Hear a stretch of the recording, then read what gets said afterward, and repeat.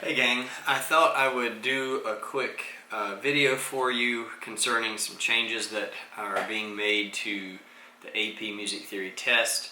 Justin actually made me aware of them through some of the messaging we were doing, and I was able to read a little bit more, and I'm going to share the link that I'm looking at here. I'm going to share that with you in the in our GroupMe chat, but I thought I would also just kind of highlight for you, in case you just didn't feel like reading, some of the kind of the big changes. So I'll try to highlight again what I feel like is important. From AP Central, they are investing in the development of a new at-home testing option. They say that traditional face-to-face exam administrations will not take place. Students will take a 45-minute online free response exam at home. It says some students may want to take the exam sooner than later while the content is still fresh. Others may want more time to practice.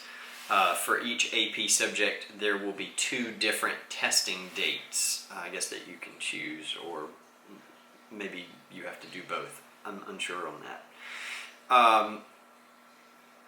It talks about the full exam schedule, the specific free response question types that will be given on the exam, and any other details will be available by April 3rd. So that's coming up, soon. What's that, like a couple of weeks? So hopefully we'll have a few more details by then. Just scrolling on down, and forgive me, I'm just reading off of my phone. It does say they advise you to wait closer until the test date to decide, but important here, it says any student already registered for an exam can choose to cancel at no charge. So there's that. They want, they're continuing to say that, colleges will still accept the credit that, you've worked to earn. Test security, when you're taking something at home, the exam questions are being designed and administered in ways that would prevent cheating. They're using a range of digital security tools, plagiarism detection software, etc., so don't cheat. Not like you would anyway.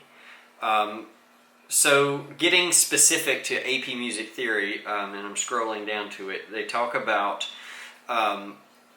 things that will be on the test. They say units 1 through 6, and things that will not, they say 7 and 8.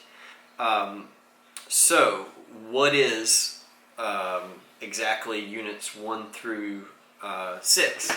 I have that here on my laptop, just so that I didn't have to go to a different page. Unit 1 is music fundamentals. These are things that we've done. Pitch, scale, key signatures, rhythm, meter, expressive elements, tempo, dynamics, notes, rest, pitch, notation. So check, we're good on that, I hope. We practice, but we're okay. Unit 2, music fundamentals, minor scales, key signature, melody, timbre, texture. This is the 3 forms of the minor, key relationships, intervals, texture, which we haven't gotten into texture. I'll make sure that we cover that. Rhythmic devices, syncopation, cross rhythm. We've discussed syncopation, but maybe not cross rhythm. I'll make sure we discuss that as well. So we've done some of those, most of those actually. Unit 3, Music Fundamentals 3, triads and 7th chords, which is kind of what we finished with, diatonic chords, chord inversions, and the qualities of 7th chords, so check on that. Unit 4, and now we're getting into some that we've done, some that we haven't done. This is chord function, cadence, and phrase. Obviously we've already done cadences, but the topics may include soprano to bass counterpoint, which we're going to have to work in. This is some part writing stuff that we're going to get into. Conventions of 18th century part writing rules that you don't want to break, as well as, like I mentioned before, cadences. Some voice leading things with 7th chords that we'll get into. So that's kind of a half and half. We've done some, but there's work to be done. Unit 5, harmony and voice leading, chord progressions, and predominant function. So this is using predominant chords and a harmonic progression, specific predominant chords and their uses, cadences, and predominant function. So it's really, like it mentioned there with the title, harmony and voice leading. And we'll talk about what creates a strong progression and what would be considered like retrogression, which would be a weaker progression.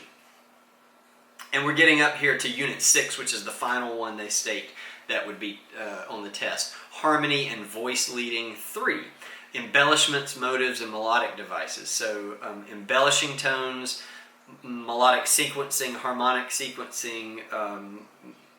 They talk about motives and motivic transformation. So dealing with elements of melody. And we can definitely do that. Kind of refreshing to hear. Unit 7, which is not being tested, talks about the secondary function harmonies, which I mentioned in a previous video was going to be kind of challenging to teach virtually. And then Unit 8, modes and form. So we've already talked about modes, and so there's some things we've already done out of Unit 8, but there won't be anything like introduction, interlude, bridge, refrain, chorus, sections of music. Sounds like big form ideas. There's these forms called like sonata form and different form, binary, ternary forms. That will not be covered on the exam. So some of what I said may make sense, some of it may not. I think after reading over it, I'm feeling pretty okay about it because a lot of it we have already done. What I'm going to do is I'm going to go in here, find the things specifically that we need to know for the test, and then make sure that I start by focusing on those. I'll be perfectly honest with you.